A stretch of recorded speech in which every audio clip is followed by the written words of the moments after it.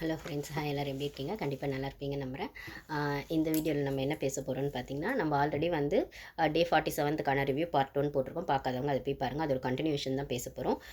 இதில் வந்து பாய்ஸ்லாம் வந்து கேர்ள்ஸ்க்கு சமைச்சு போட்டாங்க இல்லைங்களா, அதுக்கப்புறம் குரூப் டிஸ்கஷன் ஒன்று நடந்தது. ஜாக்லின், ரயான், ராணவ், அதுக்கப்புறம் வந்து சாச்சனா, இவங்கெல்லாம் வந்து குரூப் டிஸ்கஷன் இந்த ஷோவில் வந்து எப்படி தன்னை ப்ரொஜெக்ட் பண்ணிக்கணும், இல்லை வெளில ஆடியன்ஸ் இது எப்படி பார்ப்பாங்க அப்படிங்கிற ஆங்கிளில் ஒரு என்ன சொல்ல ஒரு பியூரிஃபைட் வாட்டர் அப்படிங்கிற மாதிரி ஆங்கிளில் இந்த ஒரு குரூப் டிஸ்கஷன் போச்சு. அதை பற்றி நம்ம பேசலாம். அதுக்கு முன்னாடி நம்ம சேனலுக்கு ஃபஸ்ட் டைம் வரவங்க சப்ஸ்கிரைப் பண்ணிக்கோங்க. உங்களுக்கு வீடியோஸை ஷார்ட்ஸை பிடிச்சிருந்தா லைக் பண்ணுங்கள், உங்களுக்கு பிடிச்சவங்களுக்கு ஷேர் பண்ணுங்கள். ஓகேங்களா? வாங்க நம்ம இப்போ கண்டென்ட்குள்ளே போகலாம். இப்போ ஆல்ரெடி வந்து நம்ம போன பார்ட்டில் பேசியிருப்போம். இண்டிவிஜுவல் கேம் யார், டீம் பிளேயராக யார் இருக்காங்க, அதுக்கப்புறம் கேமே ஆடலை அப்படிங்கிறவங்க யார் அப்படிங்கிற மாதிரி அந்த டாஸ்க் வச்சுருப்பாங்க. அதில் ஆல்மோஸ்ட் எல்லாருமே வந்து கேமே ஆடலை அப்படிங்கிற இடத்துல வந்து வர்ஷினியை தான் சொல்லியிருப்பாங்க. மெஜாரிட்டி அவங்க தான் வந்திருப்பாங்க. ஸோ வந்து அதுக்காக அவங்க வந்து ஃபீல் பண்ணுறாங்க. அப்படி அவங்க ஃபீல்லாம் பண்ணலை. ஆனால் ஜாக்லினுக்கு ஒரு பழக்கம் இருக்குல்ல, யாராவது ஃபீல் பண்ணால் டவுன் ஆனால் போய் இவங்க வந்து அவங்கள சமாதானப்படுத்துவாங்க. அந்த மாதிரி நினச்சிட்டு போய் வர்ஷினி கிட்ட பேசுவாங்க. இந்த மாதிரி நீ இதுக்காகலாம் ஃபீல் பண்ணாத, இதெல்லாம் ஒரு மோட்டிவேஷனாக எடுத்துகிட்டு நீ இதுக்கப்புறம் என்ன பண்ணணும்னு யோசி அப்படிலாம் அவங்க ஜஸ்ட் லைக் தட் வந்து இதுக்காக நான் ஃபீல் பண்ணி தான் எனக்கு தெரியுமே அப்படிங்கிற மாதிரி நோஸ் கட் பண்ண மாதிரி இருக்கும். இது தேவையில்லாத வேலை ஜாக்லினுக்கு. ஸோ அவங்களோட ப்ளஸ்ஸும் இதுதான், மைனஸும் இதுதான் ஜாக்லினுக்கு. அவங்க எல்லா இடத்துலையும் போய் மூக்கு நுழைச்சி சம்டைம்ஸ் அவங்களுக்கு அது ப்ளஸ்ஸாக இருக்குது, சம்டைம்ஸ் இவங்க மொக்கையும் வாங்கியிருக்காங்க. இன்றைக்கி மொக்கை தான் வாங்கினாங்க வர்ஷினி கிட்ட. அவங்க போயிடுவாங்க. சரி, அதுக்கப்புறம் அது அப்படியே இருக்குமான்னு பார்த்தா அதுக்கப்புறம் வந்து வர்ஷினி வந்து இவங்க கூட ராணுவ கூட உட்காந்து பேசுவாங்க. ராணுவம் வந்து இவங்கள தான் வந்து வர்ஷினியை தான் சொல்லியிருப்பார் கேமே ஆடலை அப்படிங்கிற இடத்துல. ஆனால் அவர் சொல்கிறதும் சொல்லிட்டு அவர் திருப்பி வந்து இவங்க கிட்ட பேசுவார், வர்ஷினி கிட்ட. ஏன் ரொம்ப ஃபீல் பண்ணிருக்கே, அதெல்லாம் விடு, என்னையும் அப்படி தான் ஸ்டார்டிங்லாம் சொன்னாங்க, விடு, அடுத்து என்ன பண்ணலான்னு பாரு அப்படிங்கிற மாதிரிலாம் சொல்லுவார். அவங்க சொல்லுவாங்க, இவர்கிட்ட அதான் சொல்லுவாங்க, நான் அப்படிலாம் ஒன்றும் ஃபீல் பண்ணலையே, அதுக்கெல்லாம் நான் ஒன்றும் ஃபீல் பண்ணலையேங்கிற மாதிரி இங்கே இவருக்கும் இவரும் மொக்க தான் வாங்குவார் வர்ஷினி கிட்ட. அதுக்கப்புறம் அவங்க இன்னொன்று சொல்லுவாங்க, இப்போ வந்து என்னென்னா இவங்க வந்து உள்ளே ஆல்ரெடி இருக்கிற பார்ட்டிசிபெண்ட்ஸ்லாம் சரியாக விளையாடல அப்படிங்கிறத விட விட்டு கொடுக்காம இருக்காங்க. அவங்கள புதுசாக வந்த நம்மளை தான் டார்கெட் பண்ணுறாங்களோ ஒயில் கார்டு என்ட்ரி அப்படிங்கிற மாதிரி தான் எனக்கு தோணுது அப்படின்வாங்க. அது கரெக்டு தான் ஒரு வகையில். அப்படி பார்த்தா கூட அந்த இடத்துல ராணுவ கொஞ்சம் தூக்கி வச்சிடுறாங்க, ரயனை கூட உள்ளே சேர்த்துக்கிட்டாங்க. இங்கே கேர்ள்ஸ் டீமில் வர்ஷினி அந்த ஸ்பேஸ்லேயே தான் இருக்காங்க. ப்ளஸ் வர்ஷினியும் ஒட்டவும் இல்லை டீம் கூட, அவ்வளோதான் நான் சொல்லுவேன். ஆக்சுவலி வர்ஷினி வந்து ஒட்டணும்னு ஓரளவுக்கு வர்ஷினி கொஞ்சம் சப்போர்ட் பண்ணது யாருன்னு பார்த்தீங்கன்னா சௌந்தர்யா தான். ஸ்டார்டிங்லேருந்து கொஞ்சம் சப்போர்ட் பண்ணியிருப்பாங்க. அதாவது அவங்க வந்து ஏன்னா ஸ்டார்டிங் இவங்கள மாதிரியே தான் அவங்க இருந்திருப்பாங்க. அதாவது ஆப்பர்ச்சுனிட்டி கேட்கல, ஆப்பர்ச்சுனிட்டி கொடுக்கல, எனக்கு பெர்ஃபார்ம் பண்ண சான்ஸ் வேணும் அப்படிலாம் சொன்னது. ஆனால் இவங்க வந்து ரொம்ப நிறைய வேர்ட்ஸ் யூஸ் பண்ணுறாங்க, அக்ரெசிவாக, ரொம்ப ஹார்ஷாக, தப்பான வேர்ட்ஸ்லாம் யூஸ் பண்ணுறாங்க. சௌந்தர்யா அப்படிலாம் பண்ணியிருக்க மாட்டாங்க. அவங்க வந்து கேர்ள்ஸ் டீமால் இக்னோர் பண்ணப்படுறாங்க அப்படிங்கிற மாதிரி ஒரு விஷயம் வந்து அங்கே உருவாயிருக்கும் ஃபஸ்ட்டு 3 வீக்ஸில். பட் ஆனால் இவங்க வந்து என்ன சொல்கிறது, இவங்களோட ஆட்டிடியூடே மற்றவங்களுக்கு பிடிக்கல அப்படிங்கிற மாதிரி இடத்துல இவங்க இருக்காங்க. ரொம்ப டக்குன்னு பேசுறது, டக்குன்னு பண்ணுறது அப்படின்னு. இப்போ கூட பார்த்தீங்கன்னா சௌந்தர்யா 2-3 இடத்துல இவங்களுக்காக டாஸ்க் விளையாடுமோ சாட்சினா வேணான்னு சொல்லியிருப்பாங்க ஒரு சில டாஸ்க்லலாம். ஆனால் இவங்களுக்காக சான்ஸ் வாங்கி கொடுத்தது சௌந்தர்யாவாக தான் இருந்திருப்பாங்க. ஆனால் இன்றைக்கி அந்த ரோஸ்ட் செஷன் வரும்போது வர்ஷினி தான் வந்து ஒஸ்ட்டாக வந்து சௌந்தர்யா வந்து ரோஸ்ட் பண்ணியிருப்பாங்க. அது ஒரு ஹியூமனிட்டியே கிடையாது அவங்க பண்ணது. நம்ம பேசலாம் அதை பற்றி, ஓகேங்களா? ஸோ அப்படி இருக்கிற பட்சத்தில் இவங்க ஜஸ்ட் லைக் தட் வந்து இந்த கேம்குள்ளே ஒரு வெக்கேஷன் மாதிரி வந்துடுறாங்க. இது ஓகே, நான் எவ்வளோ 2 வீக்ஸ் 3 வீக்ஸ் இருக்கிறேன், ஜாலியாக சாப்பிட்றேன், ஜாலியாக தூங்குறேன், ஜாலியாக ஃப்ரெண்ட்ஷிப் மெயின்டைன் பண்ணுறேன், இந்த கேம் ஆடு என்ன வேணால் பண்ணிக்கோங்க, இருக்கிற வரைக்கும் இருக்கிறேன், அப்புறம் எலிமினேட் ஆகினா வெளில போய்ட்றேன் அப்படின்னு தான் இருப்பாங்களே தவிர ஒரு கேம் ஸ்பிரிட்டோட அவங்க அங்கே வந்த மாதிரி தெரியல, கேம் புரிதலோடய வந்த மாதிரி தெரியல. ஓகேங்களா? இது ஒரு பக்கம் நடக்கும். அதுக்கப்புறம் ஆடியன்ஸ் போல் வாரம் நடக்கும் இல்லைங்களா, ஏதோ ஒன்று பண்ண சொல்லுவாங்க உள்ள ஆடியன்ஸ் அப்படின்னும் போது. போன வாரம் கூட ஏதோ 3 கேர்ள்ஸ் டீம் வந்து எல்லாம் ஒரே மாதிரி கலர் ட்ரெஸ் போடணும் அப்படிங்கிற மாதிரி ஒன்று வரும். ஸோ ஒரு வாரம் ஒன்று வரும். ஸோ இந்த வாரம் வந்தது பார்த்திங்கன்னா கேர்ள்ஸ் பாய்ஸ்க்கு சமைச்சு போடணுமா, பாய்ஸ் கேர்ள்ஸ்க்கு சமைச்சு போடணுமா அப்படிங்கிற மாதிரி ஒன்று வரும். அப்போ அந்த இடத்துல வந்து பாய்ஸ் தான் கேர்ள்ஸுக்கு சமைச்சு போடணும் அப்படிங்கிற மாதிரி ஆடியன்ஸ் சொல்லியிருப்பாங்க அப்படின்னு ஒன்று நடக்கும். இப்போ இது வந்து நம்மளுக்கு இந்த 1 hour ஷோவில் பெருசாக காட்டலை, ஜஸ்ட் லைக் தட் அவங்க சொன்னாங்க, இவங்க ஒத்துக்கிட்டாங்க அப்படின்னு சொல்லிட்டு. இது என்னென்னா இது வந்து ஃபஸ்ட்டு என்ன மாதிரி டாக்காக போயிருக்கோன்னா, பாய்ஸ் கேர்ள்ஸுக்கு சமைச்சு போடுறது ஓகே, ஆனால் ப்ரொவிஷன்ஸ் வந்து யாரோட ப்ரொவிஷன்ஸ் எடுத்து சமைக்கணும் அப்படிங்கிற மாதிரி கொஸ்டின் போகும்போது பாய்ஸ் டீம் வந்து இது எதிர்பார்த்துருக்கவே மாட்டாங்க. அவங்களோட தான் எடுத்து சமைச்சு போடணும்னு, கேர்ள்ஸோட தான் எடுத்து பண்ணணும் அப்படின்னு யோசிச்சிருப்பாங்க போல். ஆனால் பிக் பாஸ் அதுலேயும் வந்து சொல்லிடுவார், நீங்கள் உங்களது தான் எடுத்து சமைச்சு போடணும்னு. தீபக்லாம் நீங்கள் அந்த இடத்துல பார்த்தீங்கன்னா அவருக்குலாம் எக்ஸ்பிரஷனே இருக்காதுங்க. ஆல்ரெடி ஒரு தக்காளி அவங்க டீமுக்குள்ளே ஆம்லெட்டுக்கு போகிறதுக்கு அவர் அவ்வளோ யோசிப்பார். அவங்க டீமில் இருக்கிற ஒரு ரைஸ் எடுத்து ஃப்ரிட்ஜ்லேருந்து வெளில வைக்கிறதுக்கே அப்படி எல்லாரையும் திட்டுவார். இப்போ அவங்க கஷ்டப்பட்டு எடுத்திருக்காங்க கிராசரி, இவங்க வந்து நோஸ் கட் வாங்கிட்டு ஒன்றுமே பண்ணலை, கேர்ள்ஸ் டீம் கிட்ட ஒன்றுமே ப்ரொவிஷன்ஸ் இல்லை, பிக் பாஸ் கொடுக்கறது தான் சாப்பிட்ணும் அப்படிங்கும்போது வந்து இவராக மனசார செஞ்சு போட போகிறாரு. பட் ஆனால் பிக் பாஸ் சொன்னதுக்காக செஞ்சு தானே ஆகணும், முடியாதுன்னு சொல்ல முடியாதுல்ல. அதனால் வந்துட்டு அதை நீங்கள் வந்து கரெக்டாக தீபக்கை நோட் பண்ணியிருந்தீங்களா, அந்த இடத்துலலாம் தெரியும் அப்படி பேசியிருப்பாங்க. அதாவது ஒரு எக்ஸ்பிரஷன், வெளில வேர்பல் கூட சொல்லியிருக்க மாட்டாங்க, வெறும்னா எக்ஸ்பிரஷன் அப்படி இருந்திருக்கும். இந்த இடத்துல முத்து தான் வந்து இதில் வந்து பிரியாணி வேறு அவர் செய்ய தெரியாதுன்னு சொல்லுவார். அவர் சிக்கன் ஃப்ரைட் ரைஸ் செய்கிறாரு, இல்லை அவங்க ஃப்ரெண்ட்ஸ் எல்லாம் வெளில வந்து இன்ட்ரெஸ்ட் கொடுக்காத பார்த்தீங்கன்னா ஒரு ஆட்டிடியூடு எல்லாம் பண்ணுவார். பிரியாணி எல்லாமே சூப்பராக சமைப்பார். தீபக் பண்ணும்போது பிரியாணி செய்ய தெரியாது அப்படின்வார். அதுலேயும் வந்துட்டு அதுக்கப்புறம் வந்து முத்து சொல்லுவார், என்ன அவங்க போனவரெலாம் நம்மளுக்காக நிறைய வந்து பண்ணியிருக்காங்க, நம்மளுக்கு ப்ரொவிஷன்ஸ் இல்லாதப்போ அரிசி கொடுத்துருக்காங்க, நம்மளுக்காக பிக் பாஸ் கிட்ட கேட்டிருக்காங்க அப்படின்லாம் சொல்லி முத்து இந்த இடத்துல தன்னை நல்லவராக ப்ரொஜெக்ட் பண்ணிக்கிறாரு.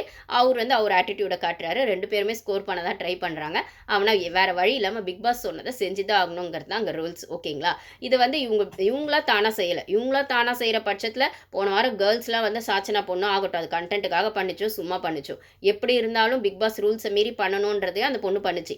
அதே மாதிரி அன்ஷிதா, பவித்ரா, இவங்க ஆனந்தி, இவங்க 3 பேரும் போயிட்டு பிக் பாஸ் கிட்ட கேமராவில் கேட்குறாங்க, அவங்க கஷ்டப்படுறாங்க, கொடுங்க ப்ரொவிஷன்ஸ் கொடுங்க அப்படின்னு. அது மட்டும் இல்லாமல் இவங்களும் ஒரு இடத்துல சொல்லியிருக்காங்க, ஜாக்லின் இல்லாமல் கோதுமை மாவு அதெல்லாமல் கொடுத்துருக்காங்க, நம்மளுக்கு இதெல்லாம் ஒன்றாரில் காட்டலை.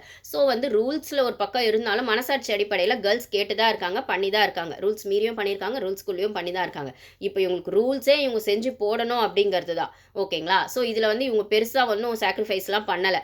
பிக் பாஸ் சொன்னாங்க, ரூல்ஸ்குள்ளே வந்துச்சு, செஞ்சாங்க, அவ்வளோதான். அதுலேயும் வந்து தீபக் எவ்வளோ பேசியிருப்பான்னு 24/7 பார்த்தவங்களுக்கு தான் தெரியும். அப்படியே அவர் எதுவும் பேசலன்னா அவர் இஷ்டமெல்லாம் செஞ்சிருக்க மாட்டார். எங்கள் பாய்ஸ் டீமில் போன வாரம் ப்ரொவிஷனே இல்லை, ஒரு ஆம்லெட்டாவது எல்லாருக்கும் போட்டு கஞ்சி வச்சு கொடுக்கணும்னு முத்து சொல்கிறாரு.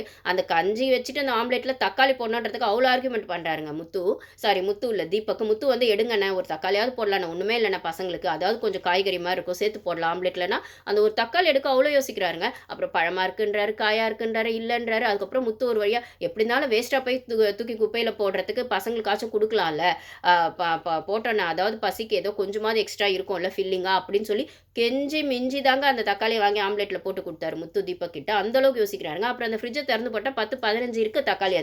அதுலேயே வந்து எல்லாமே காயாக இருந்தானா அப்போ பழுத்து இருக்காது எடுங்கன்னு சொல்கிறார் திருப்பி முத்து. அப்போ வந்து அவர்கிட்ட போய் அந்த கிச்சனில் நின்று பேசுறதுக்கோ இல்லை அந்த கிச்சன் இன்ஃப்ளூயன்ஸ் அவர்கிட்ட இருக்குன்னும் போது அதை வந்து மற்றவங்க வந்து ஏதாவது இது வேணும் அது வேணும்னு கேட்கறதுக்கு கூட அவ்வளோ யோசிக்கிறாங்க போல். இது நிறைய இடத்துல ரஞ்சித்தும் சொல்லியிருக்காரு. அதுக்கப்புறம் விஷாலும் ஒரு 2 இடத்துல ஸ்டார்டிங்கில் தர்ஷா குப்தாலாம் இருக்கும்போது சொல்லியிருப்பாரு, என்னடா கிச்சன் போனால் அவர் இஷ்டமாக எல்லாம் பண்ணுறாரு, எதுவும் கேட்கறதில்ல, டிஸ்கஸ் பண்ணுறதில்ல அப்படின்ற மாதிரி. அந்த வீட்டு கிச்சனை வந்து அவர் தன்னோட வீட்டு கிச்சன் மாதிரி அவர் சொந்த செலவில் வாங்கி வச்ச மாதிரி அவரோட பொருள் மாதிரி அவர் ட்ரீட் பண்ணுறாரு. அப்படிப்பட்டவரை கேர்ள்ஸ்க்கு அப்படியே சமைச்சு போட்டுருவாரு. பிக் பாஸ் சொன்னது அதில் பிரியாணி சமைக்க மாட்டேன்னு சொல்லிட்டாரு. அதுக்கப்புறம் வந்து எனக்கு தெரியாதுன்னு சொல்லிட்டு அதுக்கப்புறம் இல்லை 2 பேர்லாம் சமைக்க முடியாது, எல்லாரும் சேர்ந்து வேணால் சமைக்கிறோம், இத்தனை பேருக்கு சமைக்கிறோன்னு சொல்லி ஏதோ ஒரு வழியாக பூசி மழுப்பி செஞ்சு போட்டாங்க. நம்மளுக்கும் வந்து இவங்க பிக் பாஸ் சொன்னாங்க, செஞ்சாங்க. கேர்ள்ஸ் வந்து பாய்ஸ் நல்லா பார்த்துக்கிட்டாங்க அப்படிங்கிற மாதிரி வந்து அந்த சமைச்செல்லாம் போட்டது ஓகே அப்படிங்கிற மாதிரி. ஆனால் வெளில நம்மளுக்கு தானே தெரியும் பின்னாடி உட்காந்து இவங்க சௌந்தர்யா என்ன பேசுகிறாங்க, மற்றவங்க என்ன பேசுகிறாங்க அப்படின்னு. அந்த இடத்துல பிக் பாஸ் ஒரு சூப்பர் பிளான் தாங்க பண்ணார். எப்படி இருந்தாலும் அந்த கிங்டம் டாஸ்கில் பாய்ஸ் வந்து ரொம்ப இந்த திருடிட்டு பண்ணிட்டு சீட்டிங் கேம் தான் ஆடினாங்க. கேர்ள்ஸ் வந்து 1-2 இடத்துல அதை பண்ண போய் மாட்டிக்கிட்டாங்க. அவங்க மாட்டினதுனால தப்பாக தெரிஞ்சது, இவங்க மாட்டாததுனால அது ஸ்மார்ட்டாக தெரிஞ்சது. அவ்வளோதான் விஷயமே தவிர இவங்களும் ஒன்றும் நியாயமாலாம் அந்த கேமை வின் பண்ணலை. இப்போ எப்படியோ பாய்ஸ் வெளில டாமினேட் பண்ணுறாங்க, புள்ளி பண்ணுறாங்க, இல்லை ப்ரோவோக் பண்ணுறாங்க கேர்ள்ஸை அப்படின்னு தெரிகிற பட்சத்தில் இப்போ பாய்ஸ் சைடுக்கு ஃபேவராக தானே இந்த கேமை கொண்டு போனோம். நான் ஆல்ரெடி இதை பற்றி ஒரு வீடியோ போட்டிருப்பேன். அப்போ பாய்ஸ் சைடில் தான் நீங்கள் வின்னர்ஸ் சூஸ் பண்ண போகிறீங்க, இல்லை பாய்ஸ் சைடுக்கு தான் நிறைய பாய்ஸ் தான் இந்த ஷோவை பார்க்குறாங்க அப்படிங்கிற பட்சத்தில் பாய்ஸோட ஓட்டிங் உங்களுக்கு தேவை, ஜென்ஸோட ஓட்டிங் உங்களுக்கு தேவை. அப்படி இருக்க பட்சத்தில் கேர்ள்ஸுமே நிறைய பேர் பாய்ஸை வந்து அங்கே இருக்கிறவங்கலாம் வந்து நியாயம் அப்படின்லாம் நம்புகிறாங்க. அவங்களாம் வந்து 24/7 பார்க்குறாங்களா, இல்லைனா சௌந்தர்யாவை மார்க் பண்ணது அதெல்லாம் பார்த்தாங்களா, இல்லை பின்னாடி பேசுகிற ஜெஃப்ரி என்ன பின்னாடி போய் கேர்ள்ஸ் பற்றி, ஜாக்லின் பற்றி, சௌந்தர்யா பற்றிலாம் என்ன பேசுகிற இதெல்லாம் பார்த்தாங்களா தெரியல. ஆனால் கண்மூடித்தனமாக பாய்ஸ்க்கு தான் சப்போர்ட் பண்ணுறாங்க. அதுக்கு நான் கேர்ள்ஸ் தப்பே செய்யலைன்னு சொல்ல வரல, கேர்ள்ஸும் செய்கிறாங்க தான், கோவமாக அவங்களும் டாஸ்க்கு கொடுத்தாங்க தான், இல்லைன்னு சொல்ல. பட் ஆனால் அவங்க அதை அக்செப்ட் பண்ணிக்கிறாங்க, இல்லை ட்ரிகர் ஆகிட்டோன்னு சொல்லிடுறாங்க, இல்லைனா வந்து எங்களுக்கு செய்ய முடியலன்னு சொல்லிடுறாங்க. ஆனால் நீங்கள் மேனிப்புலேட்டிவாக ஒரு கேம் ஆடுறீங்க பாய்ஸ், அதுலேயும் முக்கியமாக அதுக்கு மூலக்காரராக இருக்க முத்து தான் அதுக்கு மெயின் காரணம். ஓகேங்களா? அப்படி இருக்கிற பட்சத்தில் வந்து இந்த சீசனில் பாய்ஸை வந்து தப்பாக ப்ரொஜெக்ட் ஆகிடுவாங்களோ அப்படிங்கிறதுக்காகவே இந்த ஒரு ஃபுட்டு விஷயத்தை கொண்டு வந்து தீபக் இன்சார்ஜில் இருக்கிற கிச்சனை தீபக்கும் அதில் செய்யணும் அப்படிங்கிற மாதிரி இன்வால்மெண்ட் காட்டி அங்கே ஒரு ஸ்மூத்தான சூழ்நிலை உருவாக்குனதுக்கு பிக் பாஸ்க்கு தான் வந்து என்ன சொல்கிறது, பிக் பாஸ் இதை வந்து ஸ்மார்ட்டாக ஹேண்டில் பண்ணாருன்னு தான் சொல்லணும். பாய்ஸ் வேலை தப்பாக தெரிஞ்சிடக்கூடாது. ஒரு வேளை போன டாஸ்கில் பாய்ஸ் மேலே கேர்ள்ஸ்க்கு கோவம் இருந்தாலும், வீட்டுக்குள்ளே இருக்க கேர்ள்ஸ்க்கோ வெளில பார்க்குறவங்களுக்கோ கோவம் இருந்தாலும் பரவாயில்லப்பா, பாய்ஸ் வந்து கேர்ள்ஸ்க்கு சமைச்சு போட்டாங்கப்பா, பெரிய விஷயம்ப்பா. தானாக சமைச்சு போட்டாங்க, பிக் பாஸ் சொன்னார் சமைச்சு போட்டாங்க, அவ்வளோதான். அவங்க செலவு பண்ணியா சமைச்சு போட்டாங்க, பிக் பாஸ் ப்ரொவிஷன்ஸ்லாம் சமைச்சு போட்டாங்க, அடுத்த வாரம் கொடுக்க போகிறாங்க. ஒரு வேளை இவங்க சமைச்சே போடலைனாலும் பிக் பாஸ் அவங்களுக்கு என்ன தேவையோ அது கொடுத்துருக்க போகிறாரு. இது ஒரு டாஸ்க்காக அவர் கொடுத்தாரு, இவங்க செஞ்சாங்க, அவ்வளோதான். இதில் பெருமை பேசுறதுக்கு ஏதோ இருக்கிற மாதிரி எனக்கு தெரியல. பிக் பாஸ் சொன்னால் இவங்க முடியாதுன்னு சொல்ல முடியுமா என்ன? செஞ்சு தானே ஆகணும், அவ்வளோதான். இதில் எனக்கு பெருசாக எதுவும் இருக்கிற மாதிரி தெரியல. ஓகேங்களா? அதுக்கப்புறம் பார்த்தீங்கன்னா அப்படி ஆச்சு. அப்புறம் எல்லாம் ஒன்றா உட்காந்து சாப்பிட்டாங்க, பண்ணாங்க. அதெல்லாம் நல்லா இருந்தது பார்க்கறதுக்கு. அதுக்கப்புறம் தான் ரோஸ்ட் செஷன் ஆரம்பிச்சது. ரோஸ்ட் செஷன் வந்து எப்படின்னா, இதில் வந்து நம்ம ஆல்ரெடி பார்த்துருக்கோம். பெஸ்ட் பெர்ஃபார்மர்லாம் வந்தவங்க தீபக் பவித்ரா, அது ஒரு பக்கம் நம்ம வீடியோ போட்டிருப்போம். பார்க்காதவங்க அது போய் பாருங்கள். ஒஸ்ட்டில் வரும்போது இந்த சைடு வந்து சௌந்தர்யாவை டார்கெட் பண்ணுவாங்க, அந்த சைடு ஆக்சுவலி பார்த்தா சிவகுமாரை டார்கெட் பண்ணுவாங்க பாய்ஸ் சைடில். இதில் சௌந்தர்யாவை ஏன் டார்கெட் பண்ணாங்கன்னா, இதுக்கு ரீசன் நான் போன வீடியோவில் சொல்லியிருப்பேன். வர்ஷினி தான் அந்த இடத்துல வந்திருக்கணும், அவங்க தான் வந்து நியாயமாக அந்த இடத்துக்கு இது சொல்லியிருக்கணும் வர்ஷினியை.